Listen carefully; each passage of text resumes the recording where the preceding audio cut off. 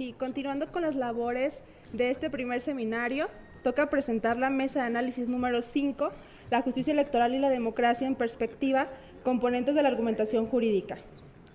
Participarán en esta mesa como moderador el doctor Diego Valadez y leeré su semblanza curricular. Es doctor en Derecho, autor entre otros de los libros siguientes: La dictadura constitucional en América Latina, la Universidad Nacional Autónoma de México, Formación, Estructura y Funciones, la Constitución Reformada, Constitución Política, Derechos de la Educación, el Derecho Académico en México, el Control de Poder, Constitución y Democracia, Problemas Constitucionales del Estado de Derecho, el Gobierno de Gabinete, la Lengua del Derecho y el Derecho de la Lengua, la Parlamentarización de los Sistemas Presidenciales, Gobernabilidad, Aspectos Constitucionales. Es miembro del Colegio Nacional, del Colegio de Sinaloa, de la Academia Mexicana de la Lengua y de la Academia Mexicana de Ciencias. Es miembro correspondiente de la Real Academia Española, de la Academia Nacional de Ciencias Morales y Políticas de Argentina y de la Academia Nacional de Derecho y Ciencias Sociales de Córdoba. Académico honorario de la Real Academia de Jurisprudencia y Legislación, miembro honorario del Seminario de Cultura Mexicana y presidente del Instituto Iberoamericano del Derecho Constitucional. Es doctor honoris causa por las Universidades de Buenos Aires, de Córdoba, Argentina, Inca Garcilaso de la Vega en Perú, la Veracruzana y Michoacana de San Nicolás de Hidalgo.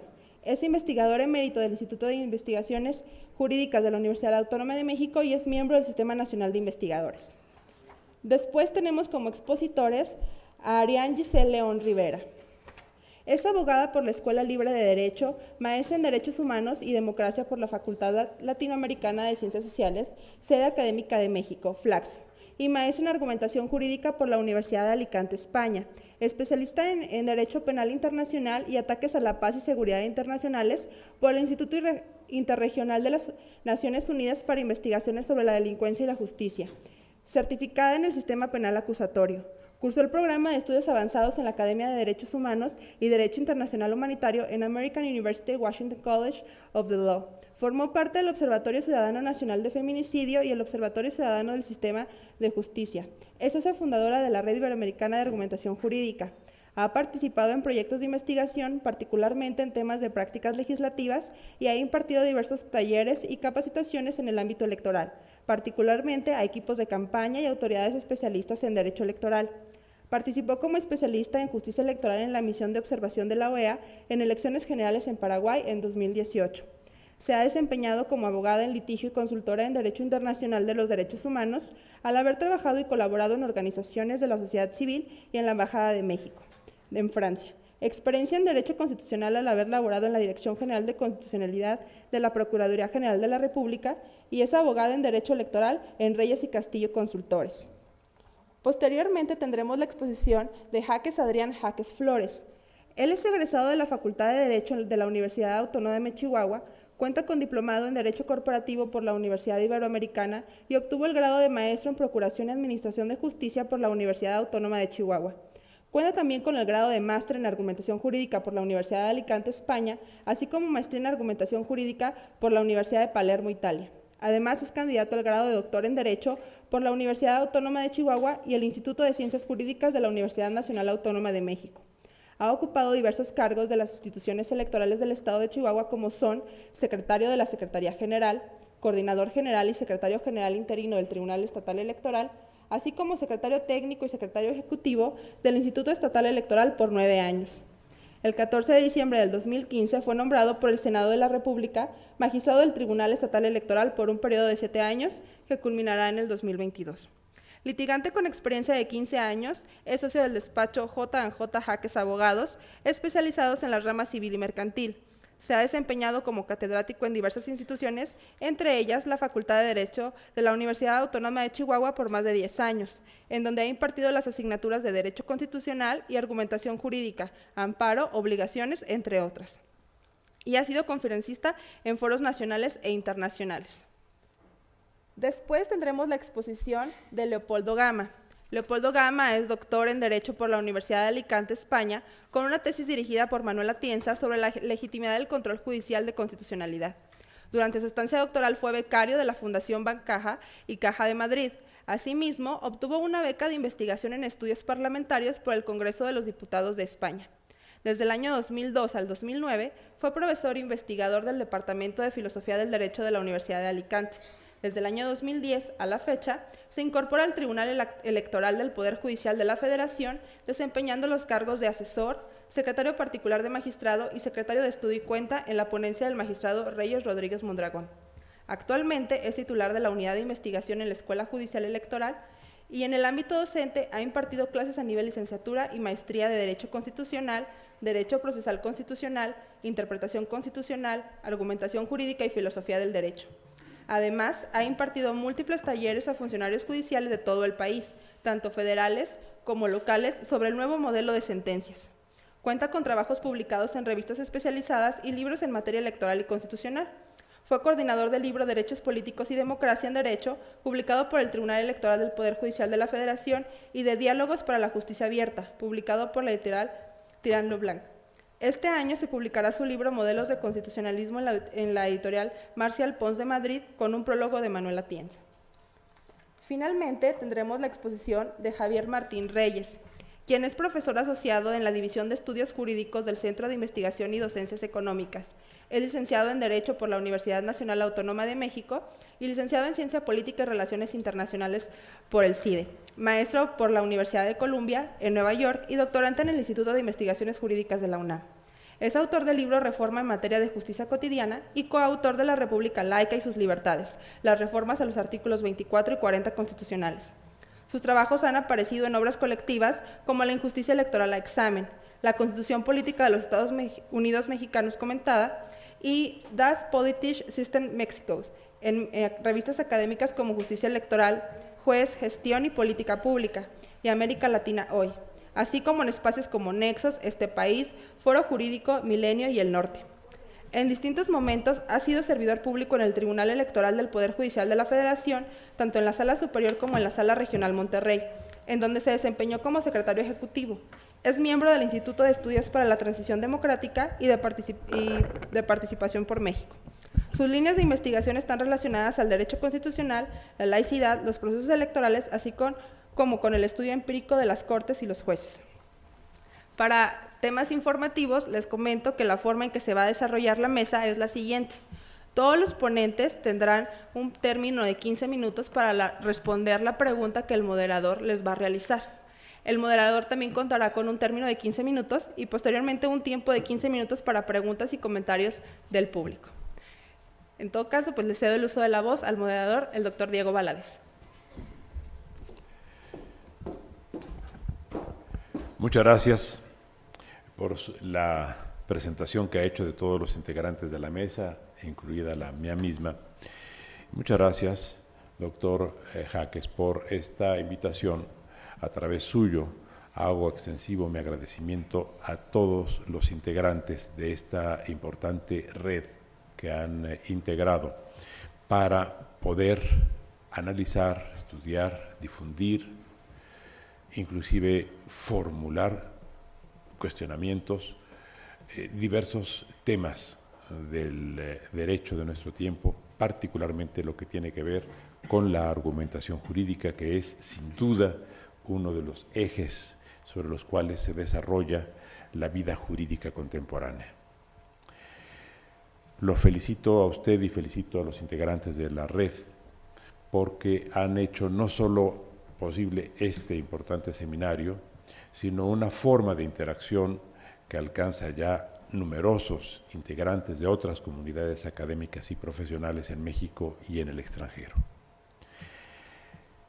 Debo subrayar que lo único que en lo personal me apena y por lo cual ofrezco disculpas es por no haber estado ayer y no seguir presente mañana cuando concluyan sus actividades académicas, porque cuando me incorporo a un seminario, cuando soy invitado como moderador, como comentarista, como ponente, asisto por lo general a todo el seminario o el ciclo correspondiente, el simposio, el congreso, lo que se trate, porque es una de las mejores formas que todos los profesores, y en esta sala están presentes profesores, magistrados, profesionales del derecho, y sabemos todos, estamos vinculados por el mismo interés en el aprendizaje, sabemos todos que una de las mejores maneras de aprender no es solamente aquella que ejercemos cuando de manera individual nos aplicamos al estudio, sino también cuando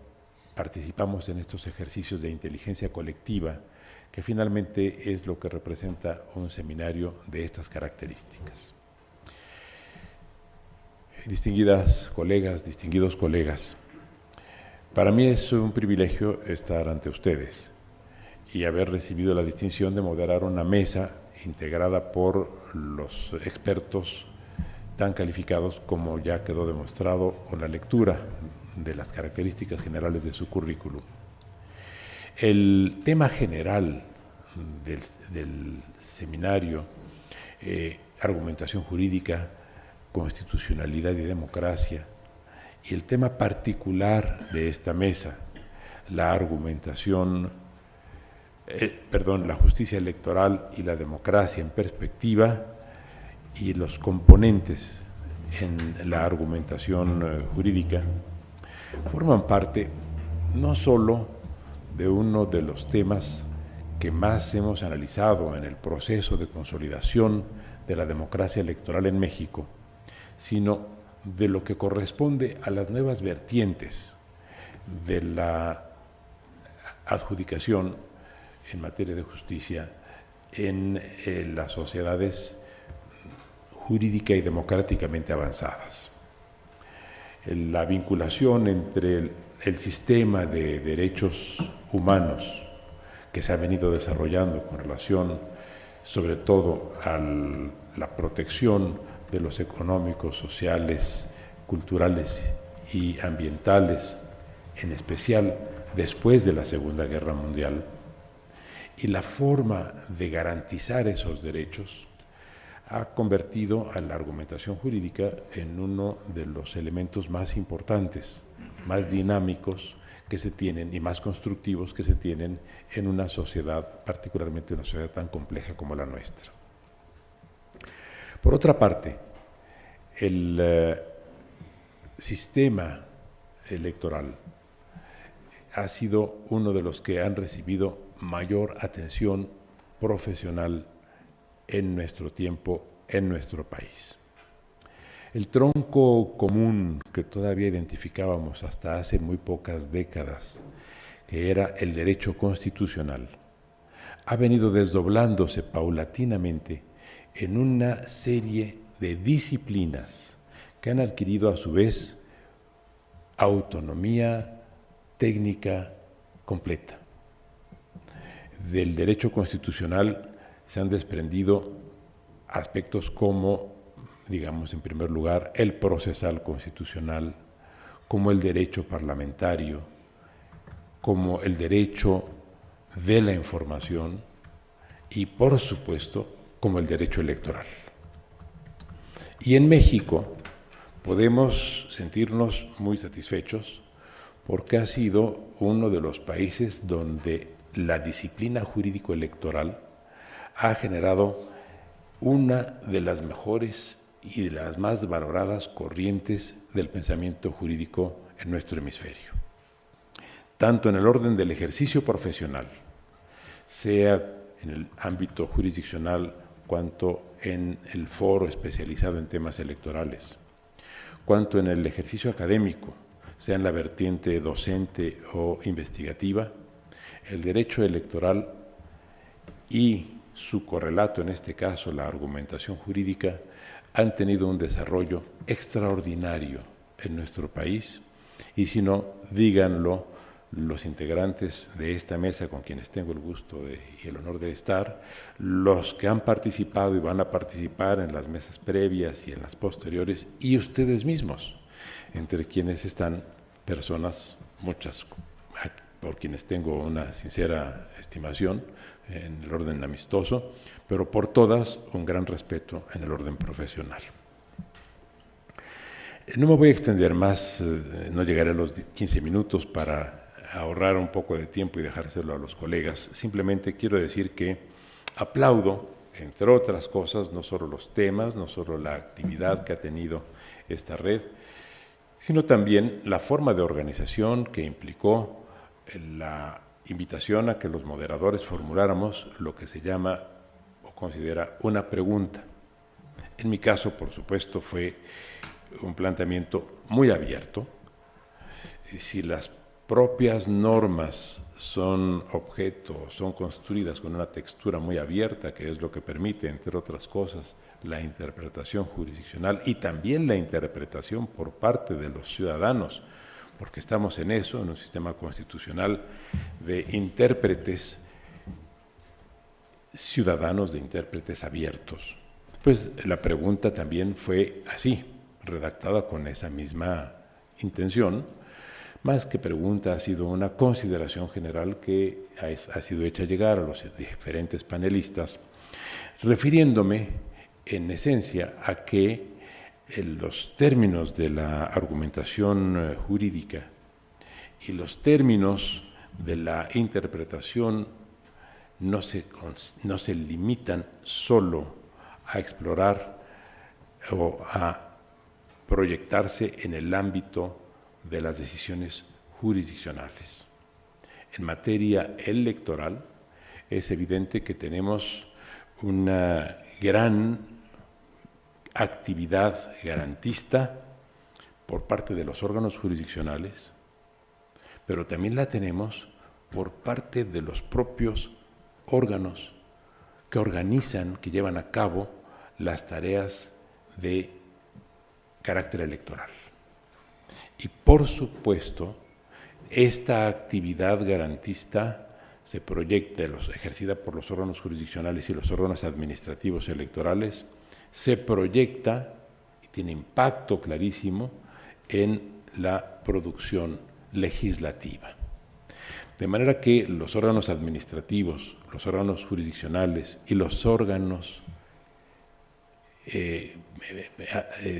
también los propios órganos los administrativos, los jurisdiccionales y los legislativos están involucrados o tienen en su actividad parte de los efectos que resultan de las actividades interpretativas del derecho y particularmente de las que se enriquecen con la aplicación de técnicas garantistas.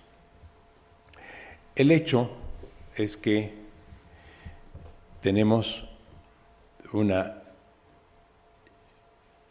nueva vertiente para el estudio de las fuentes del derecho y que esta nueva vertiente nos pone justamente en la circunstancia de tener que analizar en seminarios como este cuál es el impacto de la argumentación jurídica en la vida constitucional y en la vida democrática. Ahora mismo estamos viviendo en México una experiencia de enorme interés y con esta reflexión coyuntural terminaré mi intervención para dejar que participen ya los panelistas. Pero vean ustedes, el tema que se ha discutido esta semana, que ha sido objeto de interés en unos desde la perspectiva política, en otros desde la perspectiva económica, por supuesto, y en lo que a nosotros concierne desde la perspectiva jurídica y democrática, el ejercicio que se acaba de llevar a cabo por lo que respecta a la consulta, a la que no se calificó con los términos constitucionales de consulta ciudadana, sino consulta a secas relacionada con el aeropuerto, nos plantea elementos de naturaleza conceptual vinculados con los temas de esta mesa muy importantes. Una característica de la democracia es su aleatoriedad, la incertidumbre. Digamos, ese es uno de los elementos típicos de la democracia. Dejar que precisamente el conjunto de electores al que denominamos ciudadanos tome una decisión de la cual no tenemos más que algunas guías u orientaciones gracias a las investigaciones demoscópicas, pero ninguna certeza. Si lo vemos retrospectivamente, en el caso mexicano justamente pasamos, y ese fue el proceso evolutivo más importante que tuvimos en este tema, de la certidumbre del elegido a la incertidumbre de los elegidos. Esto es, se hacía la broma en el periodo de la hegemonía de partido, que la democracia mexicana era mucho más avanzada que la democracia de otros países, porque allá se tenían que esperar a que se produjeran las elecciones para saber quién ganaba, y aquí se sabía mucho antes de que las elecciones se llevaran a cabo. Bueno, esto evidentemente era una broma, pero el hecho es ese. Está por celebrarse una elección en Estados Unidos el próximo día 6, y lo que rige es la incertidumbre. Lo que caracteriza cada proceso electoral o cada proceso de decisión plebiscitario, como fue el que tuvimos, es la incertidumbre. Por otra parte, tenemos el orden jurídico, y el orden jurídico es lo contrario, esto es el constitucionalismo. El orden jurídico es la certidumbre. La certidumbre fundamentalmente de que podamos prever como gobernados cuáles van a ser los actos o las posiciones o las decisiones de nuestros gobernantes, porque la pauta de su conducta está en la observancia de la norma. Entre más se nutre de certidumbre la democracia, menos democrática es. Digamos, el caso extremo es cuando alguien puede decir, no se preocupen por quién los va a gobernar, porque ese soy yo. Y después de mí no se preocupen porque vendrá mi hijo y luego el suyo propio. Esto es una monarquía. Allí el nivel de incertidumbre en cuanto a la gobernación no existe. Lo que existe es el nivel de incertidumbre en cuanto al ordenamiento jurídico. Viceversa, cuando el ordenamiento jurídico se llena de incertidumbre, porque depende de decisiones aleatorias, entonces lo que se da en términos técnicos es la anomia, esto es la dilución del ordenamiento jurídico, porque queda sujeto a las reglas de la democracia, a las reglas de la política. Un sistema constitucional bien estructurado es aquel justamente en el que se equilibran los términos de incertidumbre propios de la democracia con los términos de la certidumbre propios del ordenamiento jurídico.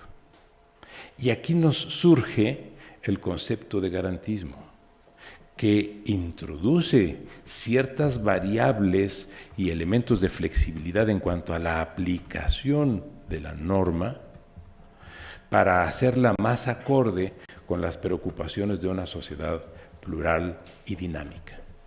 Por tanto, el tema que se ha venido tratando aquí, de la argumentación jurídica, que tiene que ver con las formas de adjudicación, es uno de los temas esenciales en el Estado constitucional democrático de nuestro tiempo. Quise usar menos de los 15 minutos, pero finalmente me llegué a los 14 minutos con 54 segundos. Señalo la hora para que ustedes no vean que el moderador es un inmoderado por sí mismo. Y ahora, de acuerdo con el orden que estaba planteado, doy la palabra a la maestra Giselle León Rivera. Muchas gracias. Muchas gracias, doctor. Bueno, a partir de las preguntas o subtemas con los que nos invita a reflexionar el doctor Valadez, me gustaría seguir problematizando la justicia electoral a partir de las directrices ya explicadas, particularmente respecto a la discrecionalidad y a la certeza judicial. Es decir, la tesis que sostendré en estos 15 minutos de exposición consiste en demostrar que bajo la potestad de discrecionalidad que el legislador le ha permitido a los tribunales electorales, particularmente en México, estos han tomado decisiones que resultan cuestionables en cuanto a su legitimación y, por tanto, con ello se ha comprometido el principio de certeza judicial, situación que ha tenido un impacto negativo en la vigencia de los derechos fundamentales. Para sostener lo anterior, abordaré algunos casos que quizás sirvan para reflexionar sobre las decisiones de los jueces en Iberoamérica en la materia electoral. En primer término, me permitiré hacer dos precisiones teóricas de lo que significa o cómo entiendo la certeza y la discrecionalidad judicial. Así, de los distintos conceptos que se han dado al principio de certeza, el que se me hace más claro y completo es el que nos da Arnio, quien señala que este principio se verá satisfecho solo si la decisión o la interpretación cae dentro del marco legal, la decisión satisface el código de valores dominantes y si el discurso es racional. ¿Qué quiere decir que el discurso sea racional? Que las decisiones jurídicas no se adopten en ausencia de una suficiente argumentación y justificación. Ahora bien, en principio, la decisión de la persona juzgadora resulta aceptable cuando aplica a un caso concreto la solución dada al ordenamiento jurídico, ya que normalmente esas normas suelen atender las necesidades sociales. Sin embargo, hay otros casos en donde el principio de certeza se puede ver comprometido. Por ejemplo, frente a una laguna antinomia o a una norma demasiado amplia. Cuando sucede esto, la persona juzgadora debe ejercer una potestad discrecional para decidir el caso concreto. Para ello, se debe partir de las propias normas jurídicas que doten de contenido las disposiciones analizadas, atendiendo a las necesidades y a la evolución de la sociedad en el caso concreto. Hasta ahí todo se escucha este planteamiento teórico muy bien, sin ningún problema aparente. Sin embargo, el carácter abierto de las normas que ha obligado a los tribunales electorales a ejercer en múltiples ocasiones esa facultad discrecional ha generado impactos, como bien lo señalé, negativos en la legitimación de sus decisiones, donde incluso se cuestiona sobre si la decisión fue tomada sobre una base jurídica o desde una fuente política, lo cual trastoca indudablemente a los derechos fundamentales. Bueno, como ejemplo de lo anterior, resulta, o bueno, me gustaría mencionar dos casos que sucedieron en México. El primero es el caso Mancera. Para quienes no lo conocen, ¿sí se escucha? ¿Ya? ¿Ahí? ¿Me alojo? ¿Ahí? Perdón. Sí, perdón, retomando. El caso Mancera, para quienes no lo conocen, Mancera fue jefe de gobierno de la Ciudad de México y fue candidato a senador de la República. La Constitución en México determina o señala que, en pocas palabras, el jefe de gobierno no puede ser candidato a senador por el principio de mayoría relativa. En México, muy rápido, se eligen por dos principios: mayoría relativa, que es la elección directa, y representación proporcional, dependiendo de la votación. Este caso se fue a la Sala Superior y la Sala Superior determinó que Mancera sí podía ser candidato para senador de la República por el principio de representación proporcional. Sin embargo, la Sala Superior hizo una aplicación estricta de la legislación o estricta de la Constitución, sin hacer ninguna ponderación respecto de los derechos fundamentales o de los derechos que se encontraban en juego. ¿Qué fue lo que pasó en este caso Mancera? ¿Y cuáles fueron los problemas de argumentación en los que se observó la decisión de la Sala Superior? En primer lugar, no solamente la falta de fundamentación y una adecuada argumentación, sino que utilizó una llamada falacia de petición de principio, porque en la impugnación se señaló que tenía que haber una interpretación evolutiva del texto constitucional y no solamente aplicar a los representantes de mayoría relativa, sino también de representación proporcional, porque cuando se originó esta norma constitucional no existía la representación proporcional en México. Sin embargo, la Sala Superior decidió, en un supuesto malentendido garantismo, porque no era de este garantismo del que nos explicaba el doctor Valadez, sino de una protección al derecho a ser votado, no hacer ninguna ponderación, privilegiar el derecho a ser votado, y el Mancera fue candidato a senador por representación proporcional y actualmente es uno de los senadores en México. Con la anterior decisión, la Sala Superior abrió la puerta a cuestionar la legitimidad de la misma, aunada que perdió la oportunidad de fijar un adecuado precedente respecto a los alcances de las restricciones para elegir a candidatos al Senado de la República y, por el contrario, bajo una nula ponderación y una deficiente argumentación, de manera arbitraria, privilegió el derecho a ser votado, abriendo la posibilidad de un fraude a la ley por parte de los actores políticos en próximas elecciones. Se aprovecharon de esta laguna normativa para poder ser candidatos quienes ya habían sido representantes en México. Como se observa, la Sala Superior, a pesar de poder realizar una mejor o mayor interpretación bajo la potestad de discrecionalidad, prefirió optar por aplicar de manera literal una disposición normativa que ya no responde o que ya no respondía a las necesidades del país. En lugar de hacer una interpretación evolutiva del texto constitucional, determinó que lo que funcionaba era aplicarla a la literalidad, y con lo cual deja dudas sobre si su decisión fue política o fue una decisión estrictamente jurídica. Y después vemos otro caso que también es muy sonado en México respecto del recuento jurisdiccional de la elección de la gubernatura en Puebla. Para quienes no están familiarizados con este caso, como bien saben, este año México tuvo la elección más grande en su historia, cambiaron diferentes representantes, incluidos los gobernadores de los estados. Puebla, de acuerdo con los medios de comunicación y con observadores internacionales, se calificó como una elección sumamente violenta y que tuvo aparejada muchas anomalías en la decisión de quien supuestamente o aparentemente ahorita es la persona electa para la gubernatura de Puebla. Los actores en este caso solicitaron la nulidad de la elección, la cual se encuentra todavía pendiente de resolución en sala superior. Sin embargo, en un momento previo se solicitó también el recuento jurisdiccional de la votación emitida en la casilla. En México se permite hacer este recuento total de la votación, lo que se da en las urnas, no como en otras a lo mejor legislaciones, se puede ir a abrir las urnas y empezar a contabilizar de nuevo toda la votación.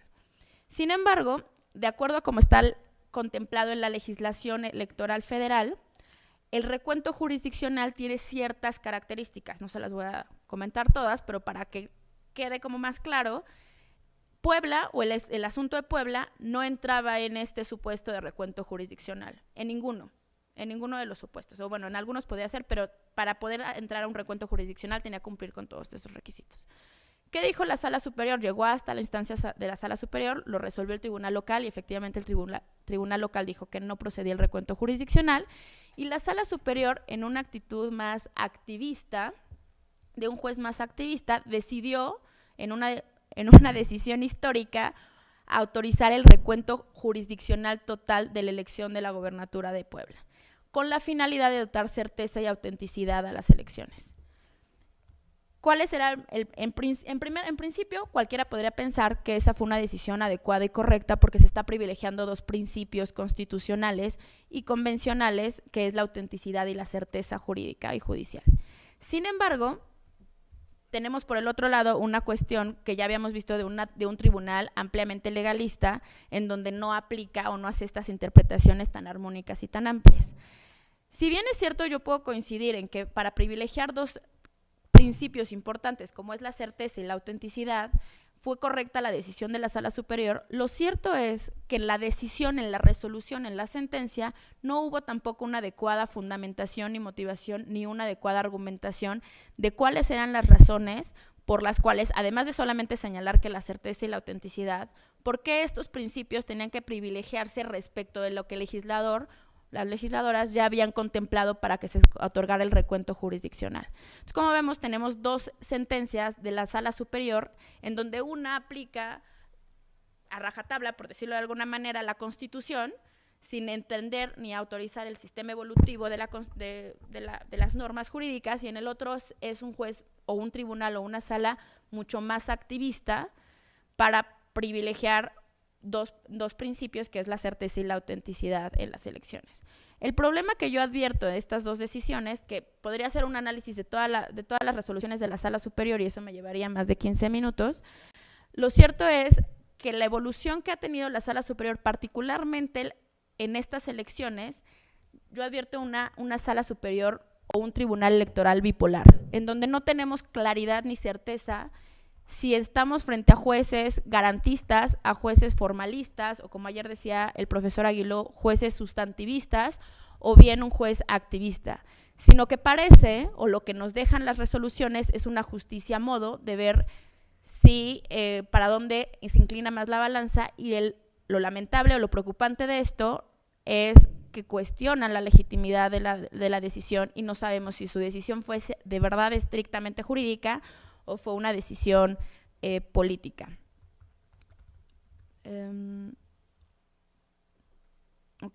Bueno, como les decía, al menos en la prensa sus decisiones suponen una inclinación por lo político que por lo jurídico. Si bien la propia materia electoral es una materia donde lo político y lo jurídico está separado por una línea muy delgada o muy fácil de cruzar, a mi modo de ver, con lo único que se puede legitimar un tribunal electoral es a partir de decisiones muy bien argumentadas, fundadas y motivadas. para convencer con argumentos válidos, precisos y contundentes que la respuesta a la que llegan nuestros jueces electorales, como decía Dworkin, sea la única respuesta correcta o la mejor respuesta. Ya estoy casi por concluir el tiempo. Todavía perfecto.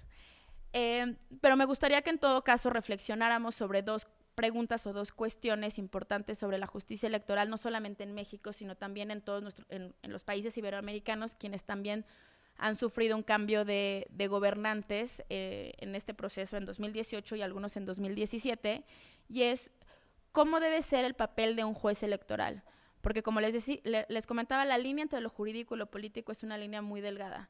Pero ¿cuál debe de ser realmente la actitud de un juez electoral? Debemos de tener una justicia electoral garantista, una justicia electoral formalista, una justicia electoral activista o sustantivista. ¿Cuál es la mejor decisión para nuestras democracias? Porque al final del día, el resultado no solamente es elegir a un dirigente o elegir al representante, sino que esa persona va a ser quien va a tomar las decisiones de los derechos fundamentales que nosotros vamos a poder ejercitar y se nos van a poder proteger. No solamente es saber si toma una correcta decisión un tribunal constitucional electoral, sino que esa persona realmente sea una persona legítima y autorizada por la ley y por el propio tribunal, ¿no? Entonces es muy importante pues tener conciencia de cuál es la verdadera o la respuesta a la justicia electoral, ¿no? De qué tipo de jueces necesitamos. A mi modo de ver, la respuesta es la argumentación, y es mientras un juez o una sala o un tribunal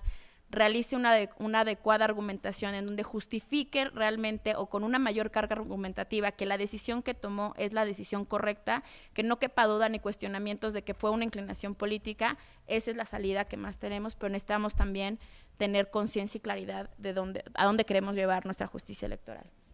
Por mi parte sería todo y dejaría como a las preguntas. Muchas gracias. Muy bien, doctora.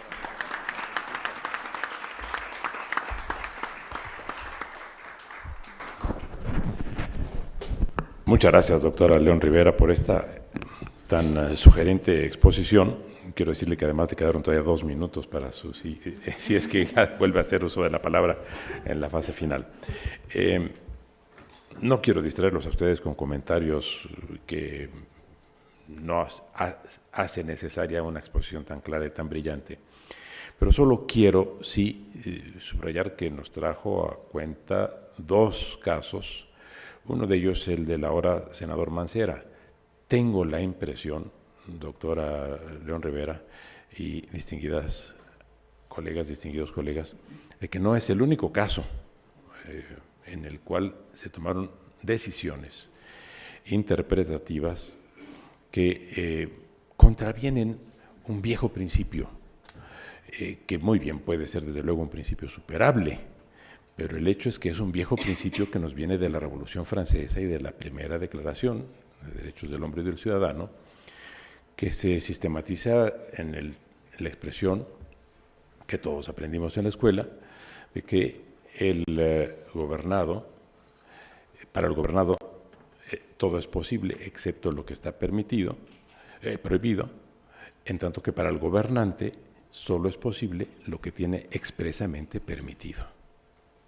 Y justamente muchas de las interpretaciones que se han dado y que nos permite que hoy veamos a varios senadores ocupando sendos escaños son en el sentido inverso, en el sentido de generar la interpretación más favorable.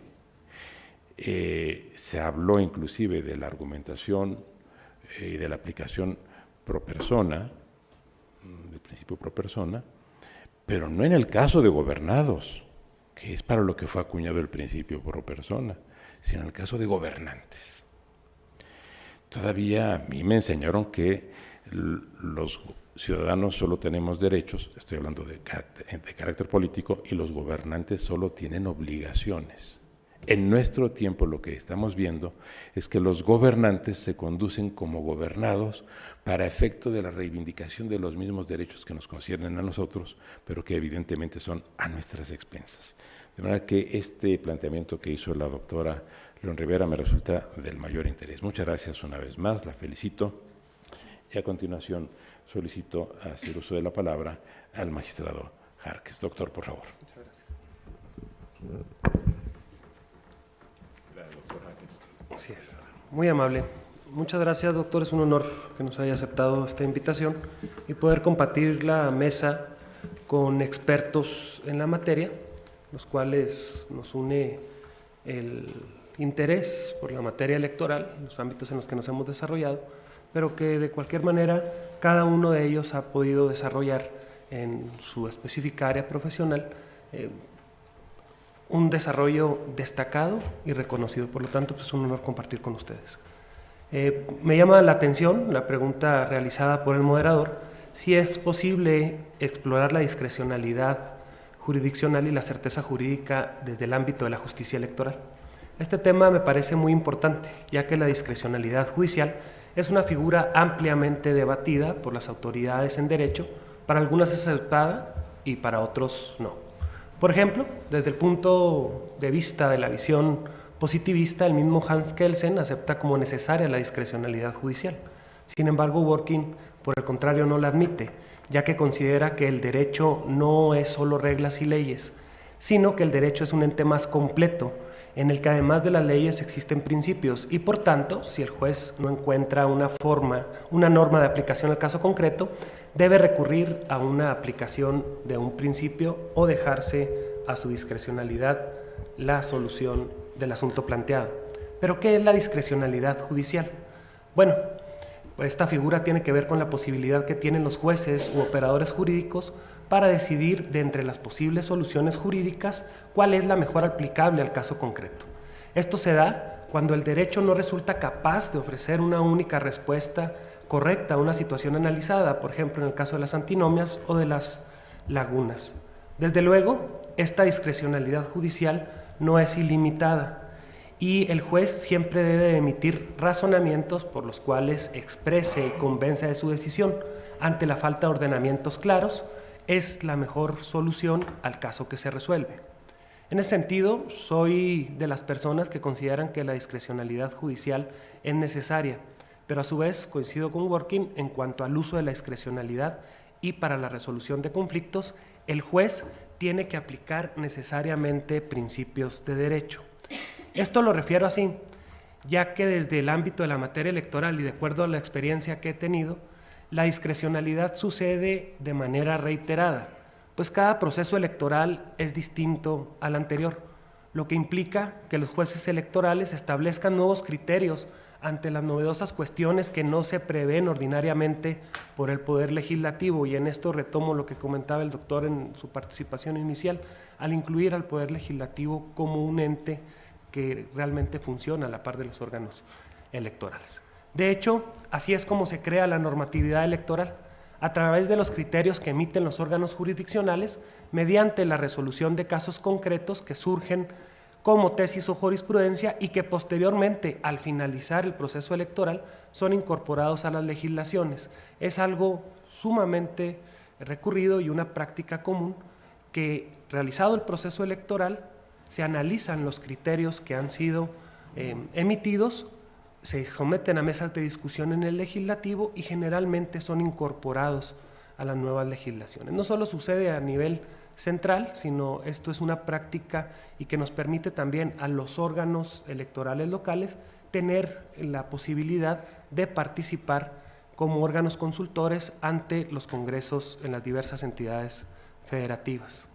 Como ejemplo de lo que refiero, podría resaltar el criterio establecido por la Sala Superior en la jurisprudencia 2 de este año, relativo a los elementos que son necesarios para la configuración del factor determinante en las nulidades electorales.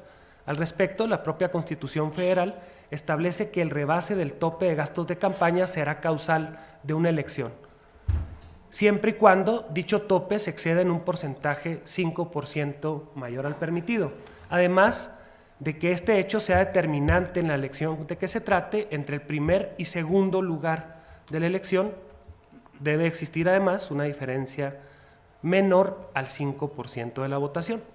Para configurar esta nulidad, tanto la Constitución como la legislación se prevé la única necesidad de acreditar violaciones con elementos objetivos y materiales, como puede ser un dictamen consolidado del Instituto Nacional Electoral por medio de su órgano fiscalizador.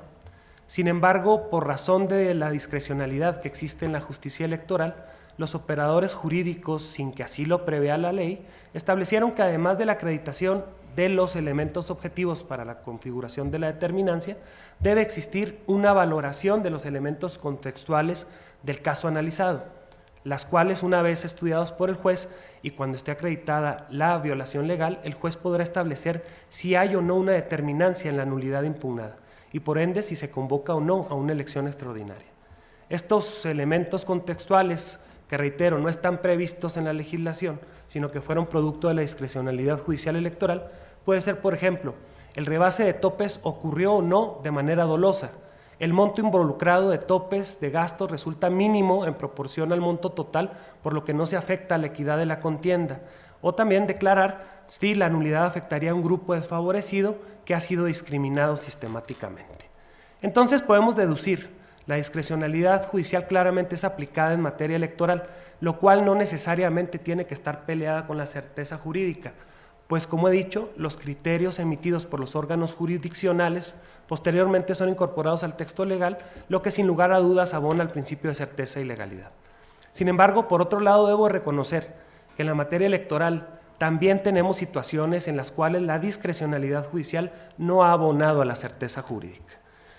Retomando, y me da gusto los ejemplos que ha hecho mi colega Arián, vamos también a señalar otro, y que lo pongo rápidamente en contexto, el primer gobernador independiente de la República Mexicana, gobernador del estado de Nuevo León, Jaime Rodríguez Calderón, conocido como el Bronco, aspiró a ser candidato a presidente de la República como candidato independiente. Entonces promueve un juicio, el 186 del 2018, en la cual la Sala Superior reparó la posibilidad de que Jaime Rodríguez Calderón el Bronco para que pudiera ser candidato independiente a la presidencia de la República. Esto a pesar de no haber cumplido legalmente con el requisito de obtener el número total de firmas de apoyo ciudadano que se requería para acceder a tal candidatura.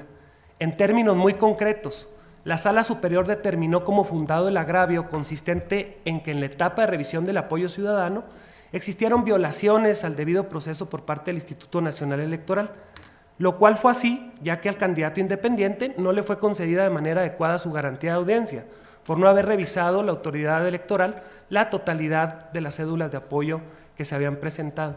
Ahora bien, de acuerdo con lo resuelto por el Instituto Nacional Electoral, Jaime Rodríguez Calderón solamente reunió el 98.08 de los respaldos válidos de este umbral exigido, sin que se le hubiese permitido revisar todas las supuestas inconsistencias, debido a que la autoridad había estimado que existían irregularidades que eran imposibles de ser subsanadas. Pero bueno, de las revisiones realizadas, el candidato únicamente le faltó el 1.92% para cumplir con el umbral del respaldo ciudadano requeridos. En otras cantidades, a Jaime Rodríguez Calderón al Bronco le faltaron 16.056 apoyos para alcanzar el umbral legal de estos 866.593 exigidos. Ante esta realidad, la máxima autoridad en la materia determinó que por violaciones al debido proceso, es decir, por ser víctima Jaime Rodríguez Calderón de los errores cometidos por el Instituto Nacional Electoral y conforme, y cito, al proyecto de vida que dicho aspirante tenía, se debería reparar integralmente su derecho político a acceder al cargo de presidente de la República. Y vuelvo a citar, ya que la violación cometida debía ser una satisfacción equitativa a la que habría estado un individuo si la violación no hubiera tenido lugar.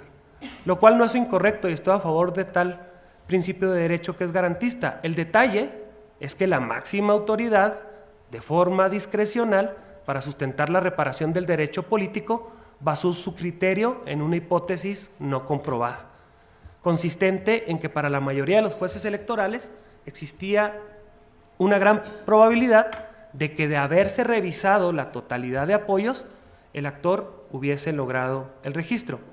Situación que para las autoridades electorales, la ciudadanía y hasta el propio candidato que no tenía, que no tenían ya por cierto, nunca realizó la revisión a la totalidad de las cédulas de apoyo ciudadano, es decir, los jueces electorales, a base de una hipótesis discrecional, presumieron que el candidato sí había cumplido con la cantidad legalmente exigida del apoyo ciudadano. Y por lo tanto, a través de una sencilla referencia de la figura denominada confianza legítima, los jueces confiaron en que la consecuencia que debía seguir el asunto era dar por cumplido el requisito consistente en acreditar el apoyo ciudadano en favor del actor. Vale la pena analizar a detalle la sentencia dictada por la Sala Superior, que sin lugar a dudas, la resolución fue tomada en base de discrecionalidades judiciales que al final de cuentas generaron una incertidumbre en el ámbito electoral, ya que a pesar de que el Tribunal Electoral no logró tener la verdadera certeza de que el entonces aspirante Rodríguez Calderón hubiera cumplido con la cantidad de cédulas de apoyo necesario, al final de cuentas se estimó como verdadera tal situación y entonces el aspirante llegó a tener la calidad, como todos ustedes lo saben, de candidato a presidente de la República. No pasó inadvertido que para tomar tal decisión la Sala Superior se basó en una proyección aritmética que claramente daba a suponer que el cumplimiento del requisito legal para ser parte de este porcentaje mínimamente válido para ser candidato independiente. Sin embargo, esta proyección aritmética no fue realizada a la totalidad del respaldo presentado, por la que la decisión se basó en una suposición jurídica e incompleta. Ahora bien, la pregunta elaborada por el moderador también solicita explorar o exponer sobre el garantismo y las implicaciones de esta corriente filosófica que tiene en la materia electoral, particularmente en la legislación, la justicia y en la conducción de los procesos electorales. Referente a ello, debo decir que el garantismo, como cualquier otra corriente filosófica de derecho, es una forma de entender precisamente al mismo. Así, en este contexto, se dice que cuando los tribunales son garantistas es porque en ellos hay jueces que lo son. Puedo decir que esta corriente, consistente en que cuando una resolución de un asunto determinado exista un conflicto de derechos o ausencia de los mismos, el juez debe de privilegiar que aquel derecho que garantice un mayor beneficio a la persona. En otras palabras, el garantismo judicial se privilegia el respeto al individuo como centro de las instituciones, que tiene una esfera de derechos que le permita adquirir o llegar a una vida plena, a lo que el juez a través del derecho debe garantizar. Para Ferrajoli, desde mi punto de vista el principal teórico de esta doctrina, el garantismo, a diferencia de otras corrientes, pone un énfasis especial en los derechos fundamentales, ya que el autor considera, por ejemplo, que el progreso de la democracia se mide precisamente por la expansión de los derechos y de su justiciabilidad. De esta manera, la importancia de los derechos fundamentales debe reflejarse en las decisiones que tomen los jueces, pues el garantismo, la validez sustancial de las sentencias será mayor cuanto más razonablemente fundada o argumentada esté a referencia a derechos fundamentales. La pregunta era, ¿el garantismo tiene implicaciones en la legislación y en la justicia electoral? Creo que sobre todo en las últimas 2 décadas ha tenido significantes implicaciones, ya que los jueces electorales a su vez somos jueces constitucionales, quienes para la resolución de los asuntos que se nos somete a nuestra consideración, no solo tomamos en cuenta las normas que tenemos que aplicar, sino que vamos más allá de lo referido por el propio texto legal, pues lo interpretamos y lo contrastamos con otras normas que resulten aplicables al caso. Ojo, sin que esto signifique que la posibilidad de ser garantistas nos deja sueltos a los jueces para que completamente apliquemos nuestros criterios de manera personal, pues el garantismo es consecuente con la sujeción de los jueces de derecho, solo que es a todo el derecho y no solamente a la norma escrita. Y aquí me gustaría citar a Marina Gascón: el garantismo se opone al autoritarismo en política y al decisionismo en derecho. Y creo que en el actuar de las autoridades electorales, si bien es cierto, existe una conformación anterior de la Sala Superior, algunos rasgos que vale la pena distinguir, creo que sí, los jueces electorales también hemos excedido en esta figura y hemos generado una serie de confusiones e inclusive, como se expuso en el caso anterior, pues prácticamente se desdibuja lo que realmente se piensa en Ferrajoli de precisamente el garantismo. En esta interpretación se debe ser acuerdo con los derechos fundamentales previstos en nuestro texto constitucional y en los tratados o criterios que resulten del tema. Y termino. Cada vez las elecciones y sus etapas son más judicializados, no porque las autoridades administrativas, electorales se equivoquen en la forma de cómo llevar a cabo las elecciones, situación que debo decir que en ocasiones sí acontece, pero esta mayor judicialización sucede porque cada vez hay más conciencia de las normas en la materia y un claro entendimiento de que los derechos político-electorales y que todo actor o persona tiene en su esfera jurídica la protección de la materia. Muchísimas gracias.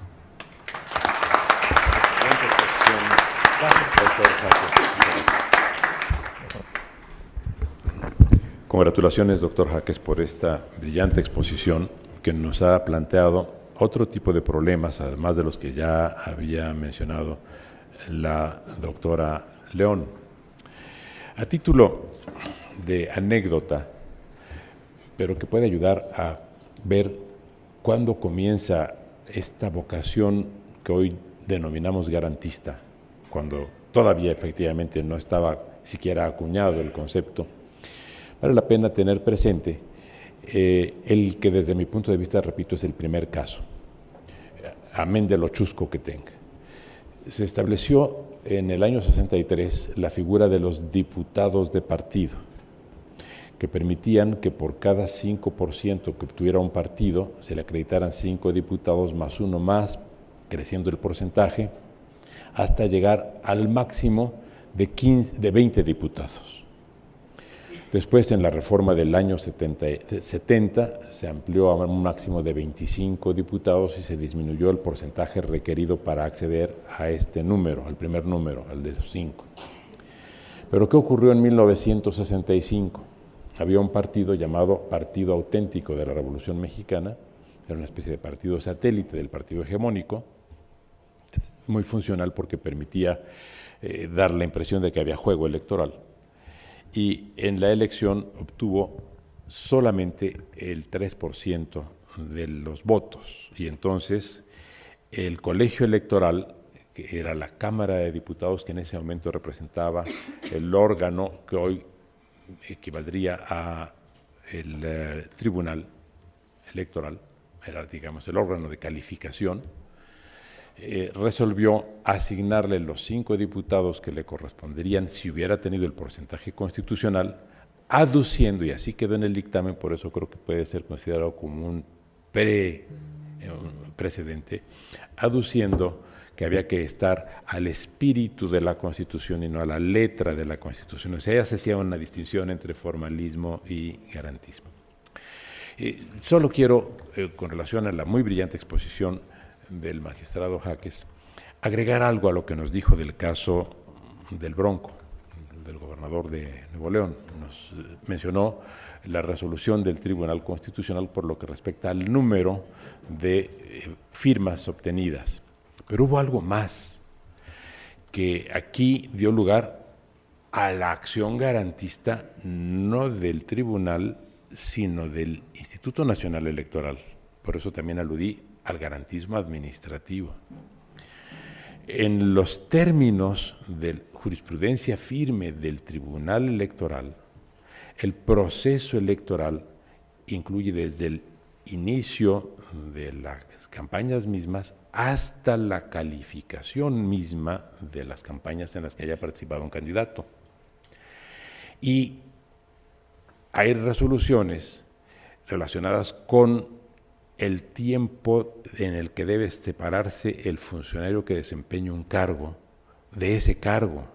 Y el tribunal ha llegado a la resolución de que debe estar separado del cargo durante todo el proceso electoral. ¿Por qué? Porque, entre otras cosas, incluye el contencioso. Ahora bien, de acuerdo con la Constitución de Nuevo León, el máximo que se le podía dar como licencia eran 6 meses, que terminaban justamente el 1 de julio. resulta que el 1 de julio no terminó el proceso electoral, pero el día 2 de julio el gobernador ya estaba nuevamente despachando como gobernador, cuando todavía estaba en curso todo el proceso de calificación de la elección presidencial en la que él había participado como candidato. Y aquí lo que encontramos es que el Instituto Nacional Electoral contravino una jurisprudencia del Tribunal Electoral, considerando que se le daban más derechos al ciudadano. Habrá que ver también ese caso, lo dejo a la reflexión de ustedes. Bien, muchas gracias nuevamente, doctor Jaques, y ahora solicito al doctor Gama hacer uso de la palabra. Claro que sí, muchas gracias, doctor. Y bueno, muchas gracias a los organizadores de este evento. La verdad es que me siento muy honrado de estar con ustedes, sobre todo porque todos son grandes especialistas en argumentación jurídica, y bueno, intentaré estar a la altura de las circunstancias con mi participación. Y precisamente el título Argumentación, Constitucionalismo y Democracia me hizo recordar, y me parece que viene muy bien citarlo, a Carlos Nino en sus primeras páginas en el libro de la Constitución de la Democracia Deliberativa. Decía algo más o menos así, bueno, dice lo siguiente porque lo voy a citar: el constitucionalismo y la democracia se combinan para formar un sistema de gobierno conocido bajo el nombre de democracia constitucional. Muchos consideran que esta unión constituye un feliz matrimonio entre dos valiosos ideales y que la democracia constitucional es una forma de gobierno superior a la democracia pura o a un gobierno constitucional no democrático. Sin embargo, este matrimonio entre democracia y constitucionalismo no es sencillo. Sobrevienen tensiones cuando la expansión de la primera conduce al debilitamiento del segundo, o por el contrario, el fortalecimiento del ideal constitucional se convierte en un freno para el proceso democrático. Y de aquí, bueno, Nino se pregunta si queremos hacernos cargo de estas tensiones internas al modelo de democracia constitucional, hay que hacernos algunas preguntas previas. Hay que preguntarnos sobre el valor de la democracia, sobre el valor de los instrumentos de limitación al poder del constitucionalismo, y pues hay que preguntarnos acerca del valor intrínseco o instrumental de la democracia para proteger estos derechos humanos, ¿no? Y me parece que, digamos, volver a reflexionar sobre estas preguntas en momentos tan particulares como el que estamos viviendo, pues es de primer orden. Entonces, los invitaría a conseguir el libro de Carlos Nino, empezar a leer o releer esas palabras, para tratar de indagar cada uno cuál es nuestra concepción de la democracia y si es posible una democracia desregulada. Al parecer, creo que todos los años de nuestra historia nos llevan a la intuición de que no es posible una democracia sin regulación. El procedimiento tiene que sujetarse a condiciones y a requerimientos determinados que exigen pues la calidad del procedimiento para evaluar después si los resultados se apegan o no a criterios sustantivos, ¿no? Y bueno, en mi caso, y Pepa Aguiló no me dejará mentir que está por ahí, yo intenté dar respuesta a estas grandes preguntas de Nino en la tesis doctoral que estuve realizando bastantes años en la Universidad de Alicante. Esa tesis trató sobre la fundamentación del control judicial de constitucionalidad. La encajamos, digamos, por sugerencia de mis directores de tesis, Pepa Aguiló y Manuel Atienza, en tres autores que al final, digamos, llevados a un cierto nivel de abstracción, pues se convierten en tres modelos dispares, digamos, de constitucionalismo, ¿no? Esa reflexión que hice en la tesis doctoral la tuve unos momentos detenida, en tanto pues estuve inmerso en la práctica constitucional, bueno, judicial electoral, y pues me permití hacer unas reflexiones posteriores y insertar algunas reflexiones que me parecían que nutrían un poco más el trabajo. Como resultado, digamos, de esa reflexión posterior, que ahora se publicará y tendré la oportunidad de publicar en la serie de Filosofía y Derecho de Marcial Pons, espero por allá de la primavera del siguiente año, exploré al final tres modelos de constitucionalismo. Uno que se identifica fundamentalmente con pues la obra de autores como Dworkin, quizá pues en algún sentido Zagrebelsky, John Rawls de algún modo, que lo identifiqué como un constitucionalismo sustantivista, ¿sí? Su preocupación son los derechos, las respuestas correctas acerca de los derechos y cuáles son los instrumentos y los mecanismos institucionales adecuados para protegerlos, ¿no? El modelo dworkiniano o el modelo de constitucionalismo sustantivista pues exige darle a los jueces un poder y un papel predominante en el control de las decisiones democráticas. Y en el polo opuesto a este tipo de modelo de constitucionalismo, pues está un modelo de constitucionalismo, yo lo denomino constitucionalismo procedimentalista, que se identifica fundamentalmente con autores como Jeremy Waldron, que ponen una bomba muy bien puesta, digamos, en los cimientos del constitucionalismo sustantivista. Y pues que presenta, digamos, un reto para el constitucionalista darle respuesta a autores como Waldron.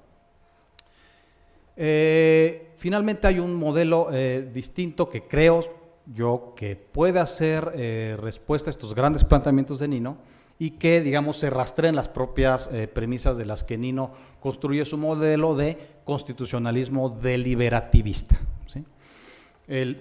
Propuse algunos ajustes a este modelo que me parece que equilibran mejor sus tensiones internas entre el valor intrínseco y el valor instrumental del procedimiento, del complejo decisional, institucional, constitucional, y al final, digamos, de esa reflexión propuse un modelo de juez que es coherente con este modelo deliberativo. Y el modelo de juez coherente con este modelo deliberativo es un juez deferente al legislador. No es un juez formalista, ¿sí? No es un juez, lo que prefiero denominar principialista, no garantista. Porque si por garantismo entendemos el de Ferrajoli, pues ojalá que todos seamos por mí garantistas, ¿sí? Pero Ferrajoli, aquí hay que insistirlo, Ferrajoli, el garantismo de Ferrajoli es un garantismo escéptico fundamentalmente los valores, que no admite nunca ni admitirá nunca la ponderación. Entonces, si nuestro objetivo es proponer jueces garantistas, ojalá, porque para los que defienden, digamos, un modelo cercano al que yo propongo en el libro, pues es, digamos, una salida pertinente. Después, antes de hacerle estas modificaciones a este libro, trabajé en un documento en donde yo me estuve preguntando acerca en específico de la jurisdicción electoral. Y la propuesta de Giselle me parece que se encaja muy bien en esta propuesta que yo quiero hacer. Y a mí me gustaría, digamos, someter a consideración de todos ustedes expertos en este tema acerca de cómo salir avante ante los dilemas que nos presenta la regulación y la juridificación de la política, ¿no? La política tiene que estar juridificada y tiene que estar reglamentada en un mundo contemporáneo. Pero, digamos, por el tipo de conductas que se presentan, no la tenemos realmente nada fácil. Digamos, si llevamos también a un nivel de generalidad los problemas que se nos presentan en el México contemporáneo, pues digamos, tenemos inflación legislativa, ¿no? Una gran cantidad de conductas reguladas, ¿no? Suelo soltar esta broma prácticamente en todos los cursos que me toca participar, y es que si el legislador electoral pudiese regular el clima el día de la elección, pues lo haría, ¿no? Pero pues desgraciadamente las leyes de la naturaleza son de otro orden, ¿no?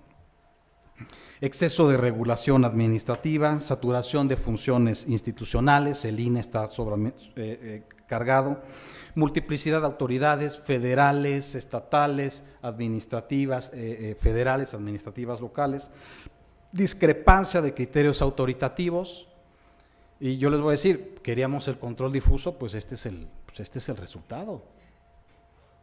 Este es el resultado del control difuso.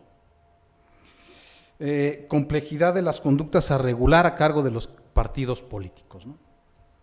Entonces, digamos, si nosotros examinamos el tipo de modelo ya del diseño institucional y de sus piezas, ¿no?, con las que se integra, pues tenemos un modelo realmente, digamos, muy extraño, ¿no? Tenemos control judicial concentrado, la Corte naturalmente va pues a exigir el monopolio de ese control judicial, ¿no? El caso es el de la Constitución del Distrito Federal. Hombre, pues para eso queríamos un control concentrado, ¿no? Un amparo, pues tiene que protegerse, digamos, de algún modo, que el amparo sirva, cumpla su función. Tenemos además un control de constitucionalidad-convencionalidad difuso a cargo de todos los jueces del país, ¿no? Y digamos, tenemos legislación federal, adjetiva, sustantiva, legislación local, adjetiva, sustantiva, y pues es un mar, digamos, de normas. El tipo de conductas son que nos toca regular, pues son naturalmente estratégicas. Los partidos políticos persiguen maximizar sus propios intereses. El orden jurídico presenta una oportunidad para seguir maximizando esos intereses en la arena electoral cuando no es posible obtener, digamos, el triunfo a partir del voto. Y bueno, pues el terreno de la jurisdicción electoral se presenta como el terreno más natural para continuar ese debate. Y desde esas, digamos, desde esas premisas y esas problemáticas, una preocupación como la mía es decir, bueno, podríamos arrojar un poco de luz acerca de alguna recomendación práctica para los jueces electorales, acerca de qué hacer, digamos, ante un caso complejo.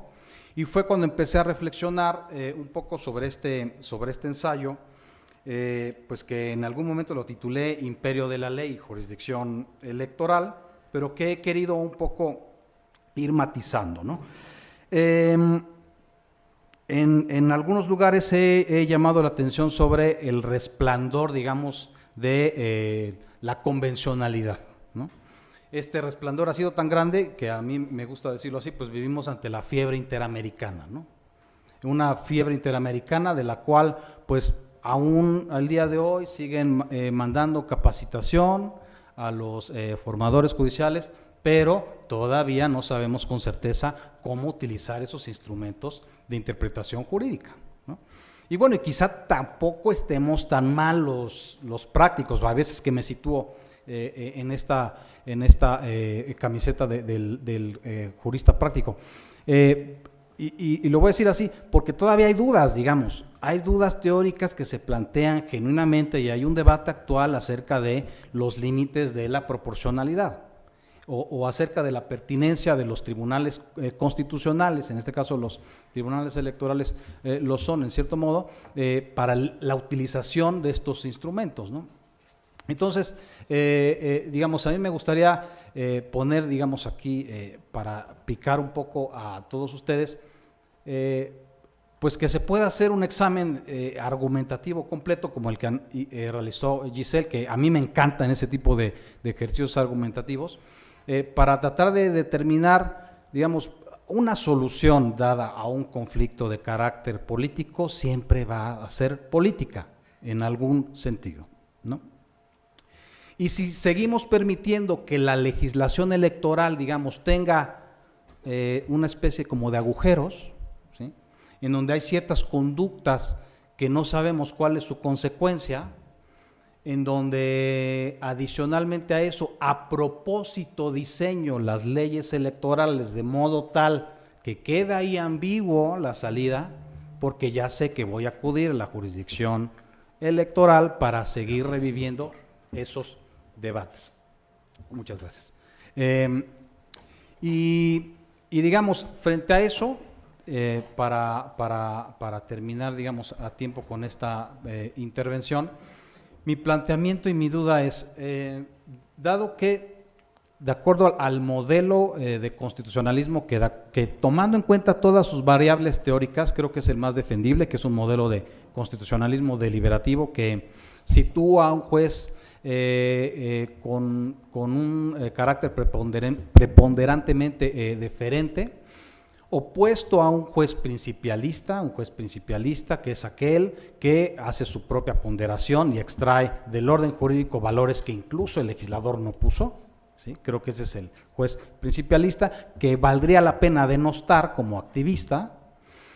Y frente a eso yo me pregunto, si no acaso, digamos, como una cuestión práctica, pedir un juez formalista, ¿sí? Es decir, siendo conscientes de que al juez contemporáneo le es posible abrir las razones subyacentes a las normas, un juez formalista que durante el proceso electoral, ¿sí?, no vuelva a introducir nuevas normas jurídicas al ordenamiento, porque si no, no podemos regular la política como debería de estar regulada, con certeza, y digamos que es la preocupación que yo extraigo de la mesa, ¿no? Muchas gracias.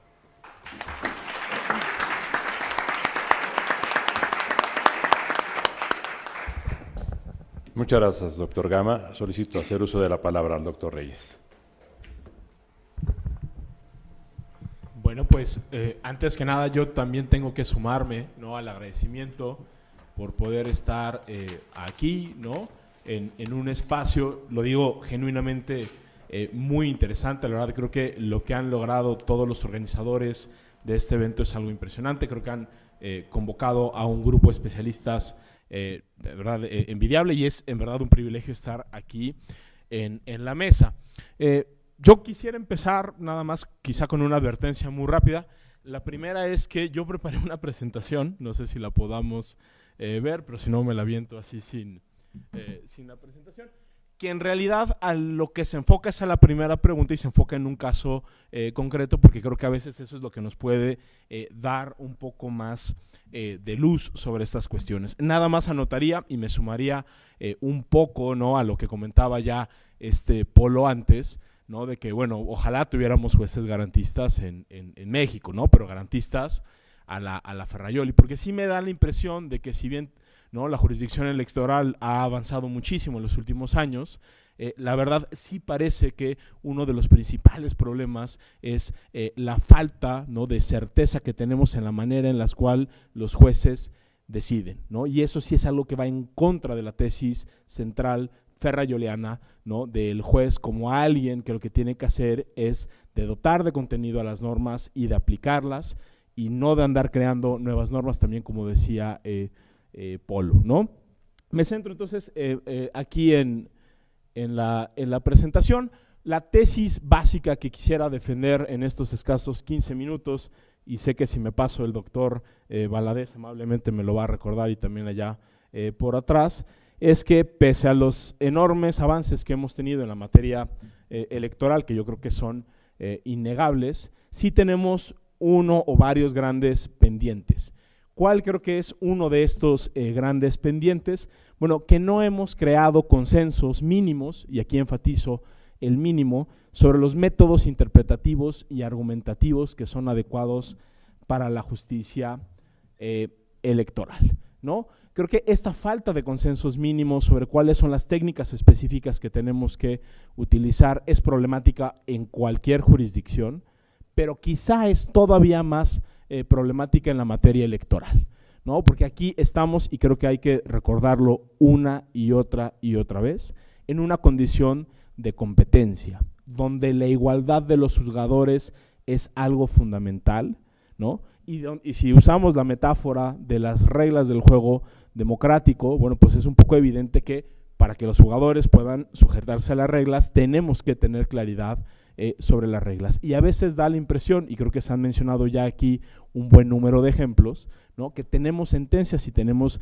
decisiones que van exactamente en el sentido contrario, ¿no? No ignoro, por supuesto, que tenemos cierto tipo de problemas estructurales, o déjenme ponerlo así, de retos por las particularidades de la forma en la que hemos configurado la jurisdicción electoral. Lo primero, y creo que hay que decirlo, es que pues sí es una materia relativamente nueva, ¿no? O sea, el inicio de la justicia electoral como la conocemos hoy en día, pues será en 94 y más específicamente en 96, pero apenas, ¿no?, tenemos 30 años de construcción, ¿no?, de criterios judiciales en materia electoral. Si nos comparamos con otras materias, bueno, pues claramente, ¿no?, esta sigue siendo una materia joven.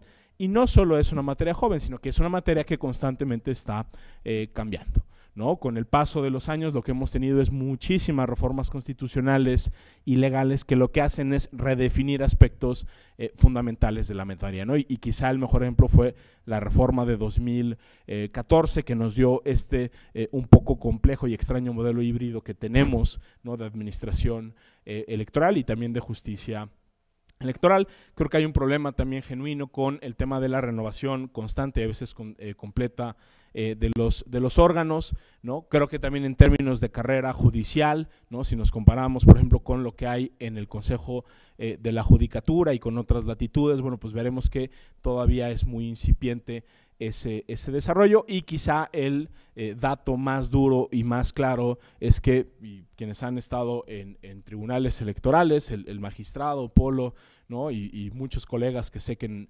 distintos momentos han estado ahí, no dejarán mentir, hay muy poco tiempo para resolver los asuntos. ¿Por qué? Porque hay plazos fatales, no tenemos suspensión, y además la carga de trabajo no es una cosa menor, ¿no? ¿Por qué es importante esto? Bueno, porque dictar sentencias que sean consistentes en términos argumentativos, que fijen con claridad cuáles son los parámetros que se utiliza para resolver los casos, es una tarea que demanda, y enfatizo aquí, mucho tiempo, ¿no? Por eso creo que es interesante, ¿no? Y cuando uno critica la falta de consistencia, muchas veces quizá olvide estas condiciones estructurales. Entonces, creo que conviene, ¿no? De alguna forma ver un caso que yo diría que es relativamente atípico, ¿no? Y esta es la contradicción de criterios número 2 de 2017. ¿Por qué digo que es un caso atípico? Bueno, porque al tratarse de una contradicción de criterios y no un litigio electoral donde se cuestionaba un acto o resolución concreta, pues bueno, no se tiene en principio este tipo de limitantes de que hay que resolverlo rápido. Yo recuerdo que, pues por lo menos hasta hace unos 3 o 4 años, el promedio de resolución de sala superior rondaba pues los 15, 20, 25 días, dependiendo del tipo de medio de impugnación. O sea, eso es algo impensable en la jurisdicción ordinaria mexicana, ¿no? Donde los amparos, ya sea directos o indirectos, suelen tardar bastante más tiempo. Bueno, en este caso, la Sala Superior sí tuvo un año completo, por así decirlo, para resolver el asunto. Llega en enero de 2017, se resuelve en febrero de 2018. Es un asunto que yo creo que hay que decirlo. Es un caso difícil, no tiene una solución, creo, sencilla, pero sí era un problema que estaba muy acotado, ¿no? Y tenía la mayor importancia jurídica y creo que también política, ¿no? Con esto lo que quiero decir es que existían todos los incentivos para dictar una sentencia que fuera muy clara, que fuera muy bien argumentada y que diera mucha certeza a los actores sobre cómo se iban a jugar el juego democrático, sobre todo en las elecciones de 2018. Y no solo eso, sino que creo que era una buena oportunidad para fijar ciertos criterios de interpretación que sirvieran también para la resolución de casos futuros, ¿no? En este asunto, ¿cuál es? Exacto, ¿no? ¿Cuál era el tema a discutir? ¿Cuál era la fuente de la controversia? Pues la interpretación del último párrafo del artículo 41 constitucional, que ustedes ya muy bien conocen, que se dice que habrá 3 causales de nulidad, ¿no? Necesariamente, tanto a nivel federal como a nivel local. Ya se mencionaba aquí alguno de los casos de nulidad. De manera particular en este asunto que estaba involucrada era cómo interpretábamos el primer supuesto, el inciso A, es decir, cuando se rebasa en más de 5% el tope de gastos de campaña, pero de manera más particular, digamos, el siguiente párrafo después de los incisos, que lo que dice es que se presumirá que las violaciones, ¿no?, son determinantes cuando la diferencia entre la votación entre primero y segundo lugar sea menor a 5 puntos porcentuales, ¿no? Creo que todos sabemos que en materia de nulidades quizá el paso más difícil siempre es el tema de la determinancia, ¿no? Es una palabra espantosa, pero creo que ya la utilizamos de manera muy corriente, ¿no? ¿Por qué? Porque es muy difícil demostrar cuál es el impacto que tuvo en número de votos, ¿no?, cierto tipo de irregularidades, ¿no? Y la verdad es que la pregunta, por eso digo que era muy sencilla, pero también muy difícil de responder, es si esto se trata de una presunción absoluta o si se trata de una presunción relativa, ¿no? ¿Cuál fue el criterio de la mayoría? La mayoría, 6 de los integrantes de la sala superior, dijeron que era una presunción relativa.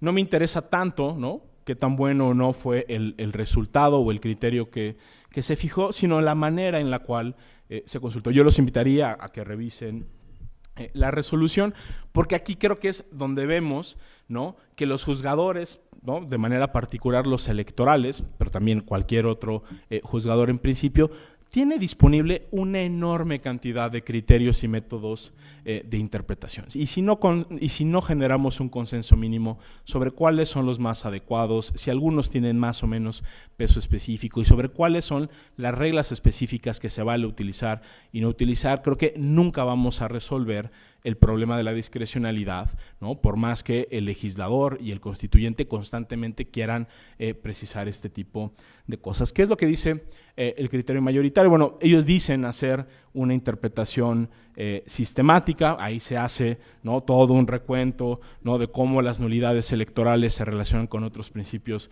constitucionales. Todos estos que tengo ahí están: constitucionalidad, legalidad, certeza, legalidad otra vez, independencia, imparcialidad, máxima publicidad, objetividad, equidad, autenticidad y libertad del sufragio, ¿no? No se explica mucho cómo esto ayuda a resolver la controversia, pero ahí están citados. Hay también un uso de la doctrina de manera muy específica para diferenciar los tipos de presunción. También se dice que hay una interpretación teleológica, aunque no se dice mucho al respecto, ¿no?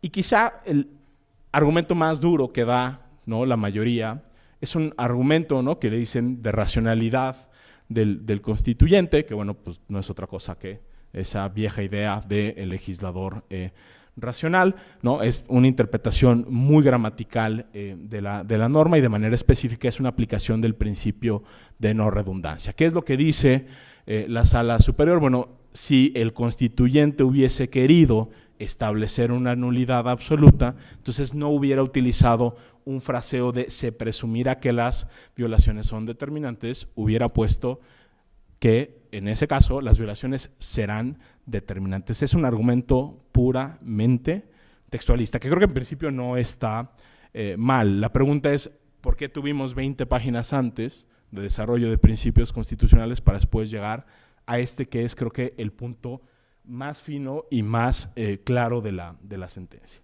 ¿no?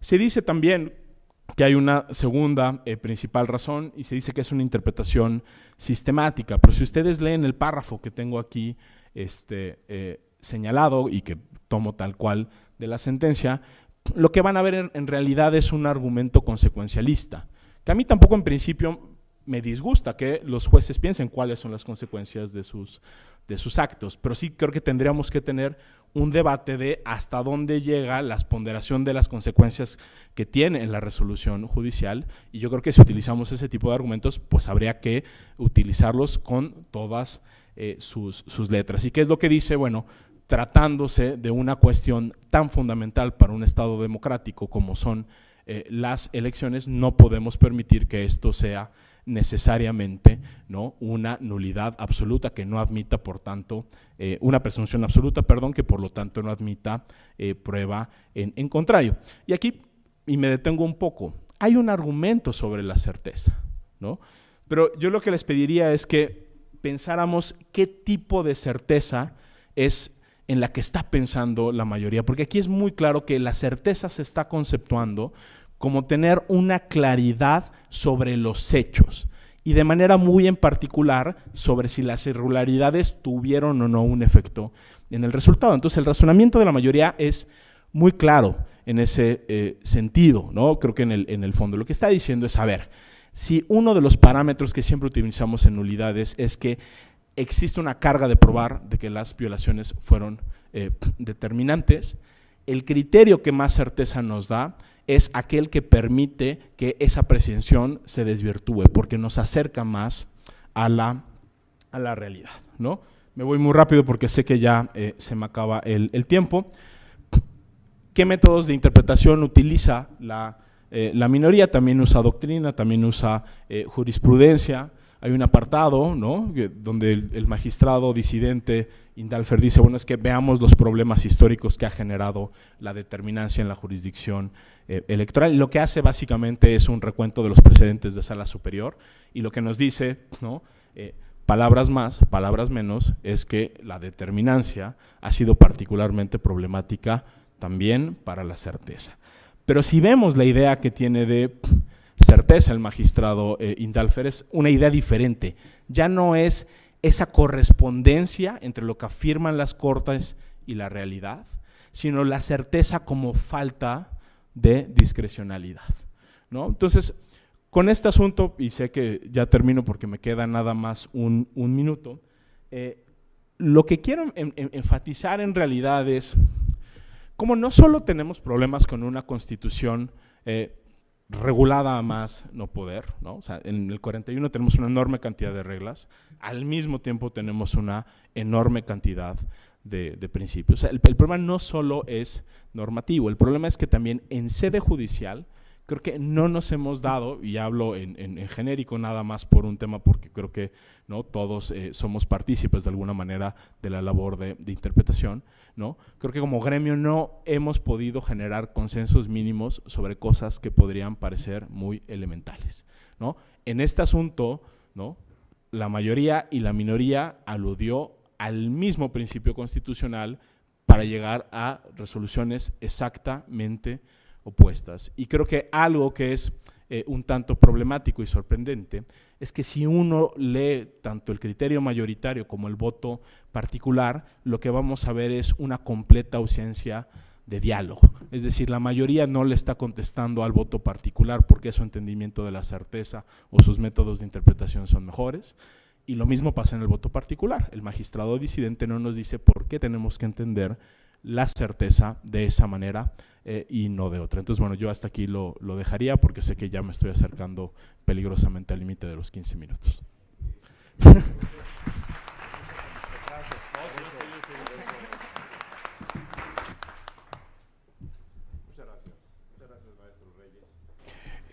Señoras, señores, colegas, ustedes comenzaron a las 9 de la mañana y de acuerdo con el programa que se me presentó, se debe levantar la sesión a las 2:45, esto es dentro de 7 minutos.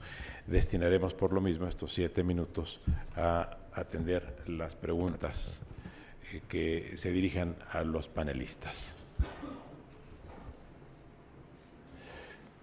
Por favor. Bien. Hola, gracias.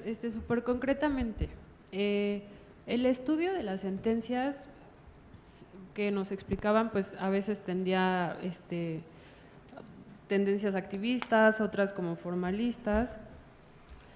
Mi pregunta es esta: ¿hay algún caso idéntico como Mancera donde no fueron con esa corriente o con ese sentido de argumentación? Creo yo, sí sería como más evidente una contradicción de criterios y de estilos cuando en un tema muy similar sí tengan posturas pues muy diferentes, ¿no? O sea, de repente que sea un caso muy parecido y que pues ahí no hayan sido no hayan ido a la literalidad de la norma y que hayan puesto como que otro tipo de interpretación. No sé si puede haber como algún estudio de sentencias así. Y esto lleva a mi otra pregunta: ¿qué tan válido es que respecto de ciertos temas yo pueda tener una posición formalista y respecto de otros temas yo pueda tener una posición activista y respecto de otros temas otro tipo de estilo? No sé qué tan válido lo considere. Gracias. Gracias. Recogeremos un par de preguntas más. Y antes de darle la palabra a los ponentes, había una persona aquí y luego otro colega allá atrás, en el otro lado del pasillo. ¿A quién va dirigida su pregunta, perdón? Sí, buenas tardes. Buenas tardes. Aquí, por ejemplo, dentro de lo que se ha venido diciendo, de discrecionalidad, respecto, por ejemplo, del caso del señor Jaime Rodríguez Calderón, este señor obviamente la Sala Superior resuelve su caso una semana después de que todo el resto de los candidatos ya estaban en campaña. A mí en lo particular, como ciudadana, básicamente, me llamó la atención eso. Los demás ya estaban en campaña y a él, su caso de él apenas estaba resolviendo en la Sala Superior. Claro, salió obviamente favorecido en la resolución y ya entra a campaña. Dentro de la discrecionalidad, ¿es correcto esto? La otra pregunta es la siguiente: la candidata que se retira dentro de lo que es el proceso electoral y todo eso, las boletas, se retira ella, pero aparece obviamente el nombre de ella. Dentro de todo esto, en la cuestión meramente de la estructura, de la forma de la boleta, ¿es legal o es normal que aparezca la candidata que obviamente se retira de la candidatura? ¿Es normal que aparezca de hecho su foto? Claro, ya la mayoría sabíamos que ya se había retirado, pero estos dos casos también, lo particular, como ciudadana, me llaman mucho la atención. Muchas gracias. Muchas gracias. Adelante, por favor. Hacer una reflexión y que enlaza un poco con lo que fue mi exposición del otro día, pero y que ha salido mucho en la mesa. En cualquier ámbito de decisión jurídica uno podría decir hay razones formales y hay razones materiales y razones sustantivas. Y un buen juez o un buen jurista atiende a las razones formales y a las razones sustantivas. Y lo que son las virtudes del teórico del derecho no son las virtudes del juez. Un juez que dice yo decido de manera formalista es un mal juez. O yo decido de manera principialista y sustantivista es un mal juez. Es que pide el caso. Y entonces, en este caso, ¿pesan más las razones formales o pesan más? Lo otro es un narcisismo, que es decir, como soy yo de tal forma, entonces decido de una forma o decido de la otra. Por tanto, lo que en la discusión teórica tiene pleno sentido, en la discusión judicial e interna, lo que habrá que justificar es por qué en este caso pesan más las razones formales y en este otro las razones sustantivas. Y hay una cosa que tienen razón, la urgencia del derecho electoral hace que pesen más las razones formales. ¿Por qué? Pues porque exige el tipo de conflicto, exige una resolución rápida. Tú no puedes estar 2 años esperando a una correcta deliberación sustantiva sobre el fondo del asunto. Es decir, exige entonces, es un poco, mi invitación sería, dejemos de hablar, porque luego además hay si ustedes lo piensan, entre un juez deferente y un juez partidario de los principios, el juez deferente lo que está diciendo no es opaco a las reglas, a las razones. Lo que dice es, en caso de empate, si no encuentro muy buenas razones, entonces… Pero cualquier juez partidario del modelo de principios lo que es la presunción de validez de las reglas y de aplicación de las reglas. Y si tú argumentativamente no eres capaz de mostrar por qué en este caso no se puede aplicar, pues entonces se aplica y ya está. ¿Qué quiero decir con eso? Mi invitación es a discutir los casos, y porque lo que yo decía el otro día, estoy convencido que nos vamos a poner completamente de acuerdo respecto de cuáles son las malas decisiones. Y entonces, y las malas decisiones son las que evaden las reglas cuando deben ser aplicadas, las que aplican las reglas cuando está más que justificada. Esa sería mi invitación. Y que la vía es un poco que las virtudes del teórico no son las virtudes del juez, que el juez está para resolver problemas y el teórico está para desarrollar hasta las últimas consecuencias una determinada manera de leer el derecho. Pero eso no es el problema del juez. El problema del juez es dictar buenas decisiones al caso que tiene que resolver. Eso era la reflexión que quería hacer. Muchas gracias. Muchas gracias.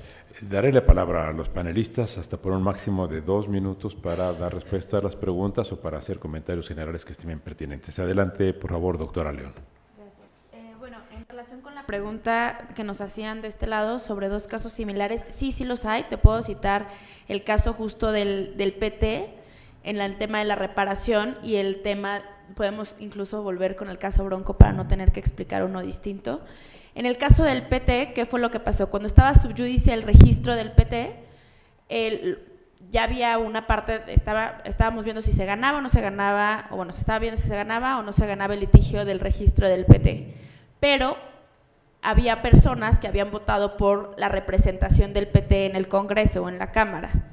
¿Qué hizo? Lo que se le solicitó a la Cámara fue de otórganos en este momento que estas personas puedan estar representadas en la Cámara, en lo que determina si efectivamente va a estar o va a subsistir el registro del PT. Al final lo que dijo la sala, estoy tratando de hacerlo lo más rápido posible, lo que dijo la sala fue no. Se ganó el litigio, el PT conservó su registro, pero no tuvo representación en el Congreso. ¿Qué pasó con en el caso Bronco? Ya después de toda la explicación, se estaba valorando si efectivamente había o no tenido apoyos apócrifos, y lo que dijo la sala fue: mientras se decide y el Instituto Nacional Electoral determina si hubo o no hubo estos apoyos apócrifos, te vamos a otorgar para solventar el proyecto de vida, etcétera, como medida de reparación, que puedas entrar a la contienda o que se te registre como candidato, en lo que se determina si efectivamente tuviste la cantidad de apoyos ciudadanos o no. Es un mismo supuesto en donde en uno no le otorgó al PT una representación, y en el caso del Bronco sí le dejó estar como candidato, ¿no? Y sí es válido tener diferentes tipos de criterios o de jueces. Yo creo que en la materia electoral, un poco siguiendo lo que comentaba el profesor Aguiló, si bien comparto parcialmente lo que él comenta, no estoy totalmente de acuerdo. Y creo que es importante tener la figura del precedente, más en un sistema como el mexicano, en donde tengamos claras cuáles son las reglas que van a seguir. Efectivamente, al final del día lo que necesitamos son jueces o un tribunal o una sala que argumente de mejor manera si efectivamente, como decía el profesor, va a tomar una visión formalista o una sustantivista, pero creo que sí es importante mantener, al menos en una misma integración, en un mismo proceso electoral, una consistencia en los tipos de jueces o en el tipo de criterios que va a utilizar el juzgador. Y bueno, si al final quiere salir de ese precedente, pues que sea debidamente fundado, motivado y debidamente argumentado. Estuvo perfecta. Muchas gracias, doctora León. Doctor Jaques, por favor. Muchas gracias. En la primera cuestión, a mí me parece que hay varios casos en los cuales la elegibilidad había ya estado resuelta. Eran situaciones en las que no tenía muchos lados a dónde irse, retomando el caso de lo de Miguel Mancera, que posteriormente podemos también observar con el gobernador de Chiapas. Entonces también, siendo un gobernador, pide licencia y se incorpora días propios violentando cualquier cuestión constitucional. Parece que sí son casos que son dignos de apreciarse. En el caso de los tiempos, ahorita yo comentaba que con posterioridad al proceso electoral se ven impactadas en reformas el aprendizaje. Uno de esos es precisamente lo que le pasó al Instituto Nacional Electoral en cuanto a los tiempos previstos para la recolección de apoyo ciudadano a los candidatos independientes a la presidencia de la República. ¿Podría haberse cambiado las boletas? Probablemente sí, alcanzaban ante la renuncia de la licenciada Zavala, pero el costo era muy alto. Y es una situación que no es novedosa. Hoy fue porque es la primera vez que existía una situación de una candidata independiente y que permaneció en la boleta. Pero son muchos los casos que han sucedido en la historia, al menos moderna, en la cual inclusive ha habido homicidios, muertes o renuncias de candidatos, y en los cuales ya por los tiempos es difícil o imposible cambiar la boleta. La boleta lleva un proceso sumamente rígido, con muchísimos acuerdos, con muchísimas medidas de seguridad, con un papel que está mandado a hacer. Sabemos que tenemos una boleta casi infalsificable como los billetes, con muchas medidas de seguridad, es parte de estos candados que tenemos. Entonces, lo que tenemos que ir ajustando es los calendarios, y solamente lo podemos cambiar si logramos aprender de las experiencias. Y por supuesto, maestro Aguiló, no es sencillo librarse de las corrientes doctrinales, y sobre todo en mi caso particular, que ejerzo como magistrado, en ocasiones la urgencia nos lleva a tener, y mis colegas no lo van a dejar mentir, tener algún asidero en la teoría, aunque tratamos, licenciada León, de generar la mejor argumentación en nuestras sentencias. Y bueno, tenemos el orgullo de decir que la jurisdicción electoral local tiene niveles de arriba del 90% de confirmación ante los órganos que nos revisan, ¿no? Muchísimas gracias, doctor. Gracias, doctor Jaques. Doctor Gama. Muchas gracias. Sí, tal y como lo puso Aguiló, me parece muy certero. Yo creo, para aterrizar un poco más, que ya una vez que inició el proceso electoral, ¿sí?, si la jurisdicción electoral introduce normas, ¿sí?, a la luz de algún criterio interpretativo, ¿sí?, ponderando principios, ¿sí?, le hace, digamos, daño a valores formales, y que durante ese periodo, ¿sí?, desde que inicia la jornada electoral hasta todavía después, ¿sí?, hasta asignando, digamos, los cargos de representación, no se pueden introducir nuevas normas. Ejemplo, un caso que a mí me pareció muy paradigmático, el de la paridad horizontal. Cuando surgió en un momento, digamos, ya dentro de la jornada electoral, cambiar, digamos, introducir una nueva norma por salvaguardar la paridad, digamos, me parece que afecta más estos valores formales, yo diría que se trata de una sentencia activista, ¿no? O otras, digamos, un poco que uno diría menos dañinas. Por ejemplo, crear un derecho humano nuevo al acceso a integrar las autoridades electorales. Y se crea ese derecho humano para solventar un caso que se presentó ya iniciado el proceso electoral. Bueno, eso es lo que quería precisar. Muchas gracias. Muchas gracias, doctor Gama. Maestro Reyes, adelante.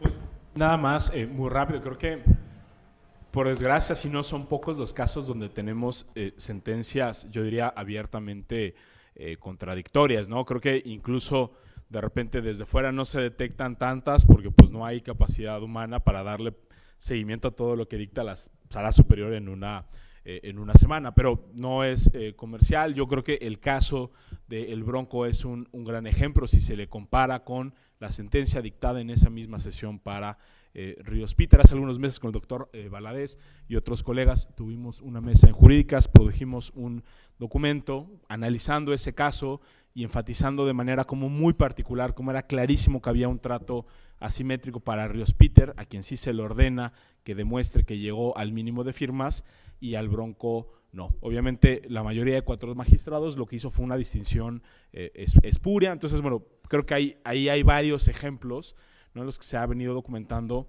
este tipo de problemas. Y contestando al comentario, yo diría hasta invitación, provocación, de Pep, yo coincido, creo que en buena medida con lo que nos dice, ¿no? No podemos esperar que los juzgadores sean defensores a ultranza de ciertas filosofías judiciales, ¿no? Y creo que tenemos ejemplos, por ejemplo, en Estados Unidos, lo que ha pasado con el originalismo, ¿no?, a lo que ha llevado las implicaciones que tiene, y creo que ahorita ya tenemos bastante doctrina comparada que lo que nos muestra es que incluso los jueces que dicen e intentan a rajatabla pegarse a un método de interpretación terminan, uno, produciendo resultados no deseados, y segundo, no terminan siendo tan fiables como dicen que son. Por eso creo que en vez de hablar quizá de grandes teorías de la argumentación y que si garantismo, neoconstitucionalismo, formalismo y demás, muchas veces lo que tendríamos que pensar son en cosas quizá más básicas, más concretas, pero también muy trascendentes, ¿no?, que yo diría son esos criterios específicos, ¿no?, para solucionar los casos. Si vamos a usar el test de proporcionalidad, perfecto. ¿Cómo entendemos adecuación? ¿Cómo entendemos necesidad? ¿Cómo diantres hacemos la ponderación? Porque no creo que son empresas fáciles, y quizás si generáramos consensos, ahí tendríamos una justicia no solo electoral que sea más predecible, que dé más certeza y que en esa medida creo que abone más a la construcción de un Estado de Derecho en nuestro país. Y hasta ahí lo dejo. Muchas gracias.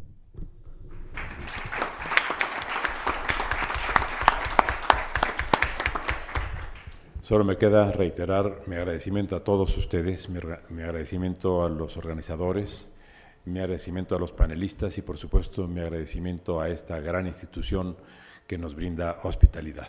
Muy buenas tardes. Gracias. La Red Iberoamericana de Argumentación Jurídica, la Escuela Libre de Derecho y el Instituto de Investigaciones Jurídicas de la UNAM les agradece la participación a nuestros expositores y les otorga un reconocimiento.